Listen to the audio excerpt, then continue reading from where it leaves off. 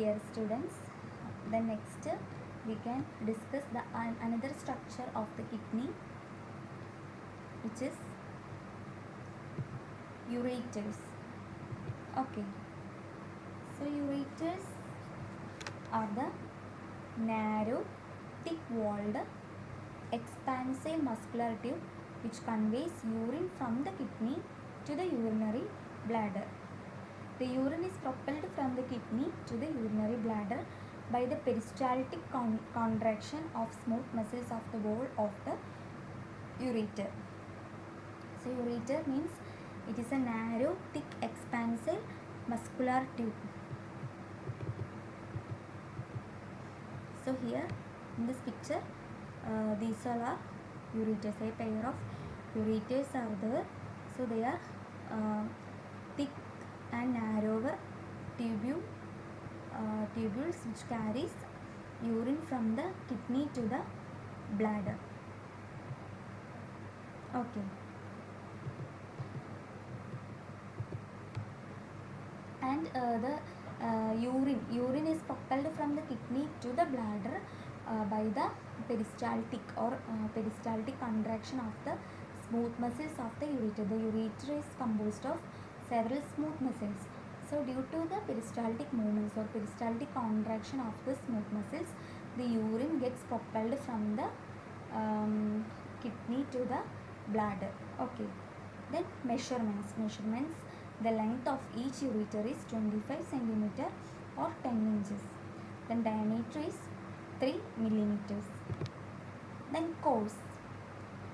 The ureter begins as a downward continuation of a funnel-shaped renal pelvis at the medial margin of the lower end of the kidney. So yesterday we have discussed regarding structures of the kidney, and in this we have discussed that the ureters are originated from the renal pelvis. So the course, that means the ureter begins as a downward continuation of a funnel-shaped renal pelvis at the medial margin of the lower end of the kidney. Okay.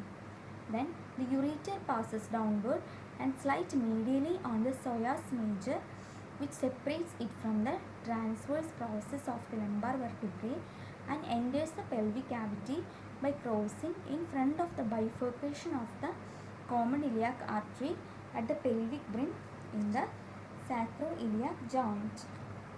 So we can see in this picture.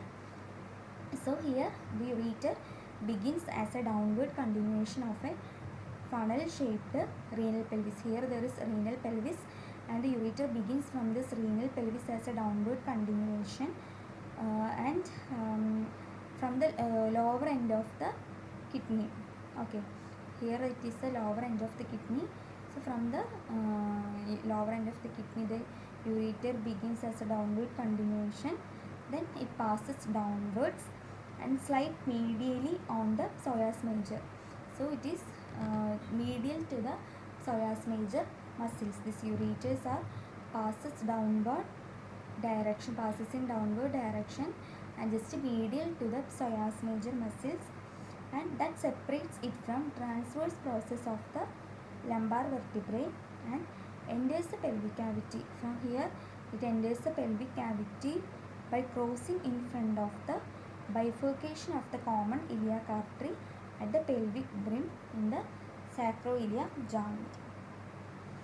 Then in the pelvis, what happened? The ureter first runs forward, then backward and laterally along the anterior margin of the greater sciatic notch opposite to the ischial spine.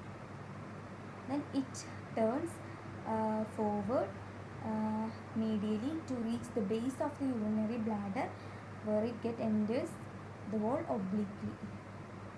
So here it is passes downwardly and just medially, then from the pelvic brim or from the in the pelvis. When it reaches the pelvis, the ureter first runs forward, that is forward, backward and just laterally along the anterior margin of the greater sciatic notch. So here the anterior margin of the greater sciatic node opposite to the ischial spine. Then it directs to the forward and medially, okay, to reach the base of the urinary bladder, where it enters the bladder wall obliquely.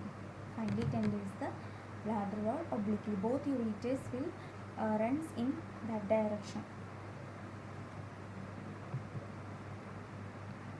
Then during its course from the kidney to the urinary bladder, it runs behind the parietal peritoneum, to which it is closely applied. Then what are the parts and relations of a ureter? The ureter is generally divided into two parts. Mainly it is having an abdominal part and a pelvic part. Each part is about same length, that is 12.5 centimeters. So the ureter is having mainly two parts.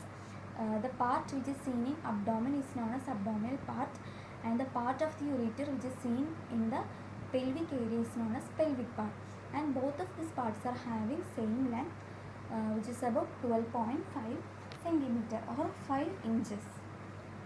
Then the abdominal part of the ureter extends from the renal pelvis to the bifurcation of the common iliac artery. So here the abdominal part is extends from the renal pelvis to the here. There is where the bifurcation of the common iliac artery happens. Okay. Then the pelvic part of the ureter extends from the pelvic brim, that means at the level of the bifurcation of the common iliac artery to the base of the urinary bladder. Here there will be pelvic brim, and from the pelvic brim where the iliac artery where the bifurcation of the iliac artery happens, and from the pelvic brim to the base of the bladder is the pelvic part. Clear? Then we can see the relations of each ureters, that is right ureter and left ureter. Right ureter having anterior relations and posterior relations. Anterior relations are second,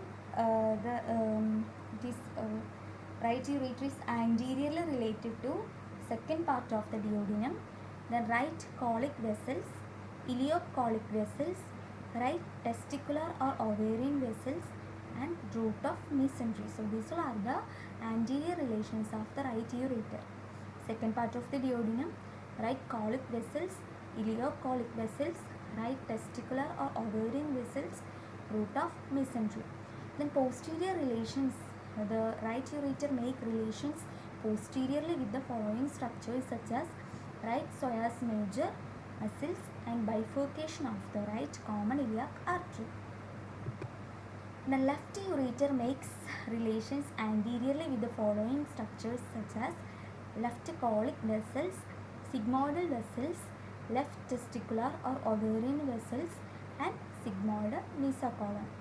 Then the left ureter makes posterior relations with left psoas major muscles and bifurcation of the left common iliac artery. Then there are some of the constrictions for the ureters. Each of the ureters having some of the narrowing or constrictions.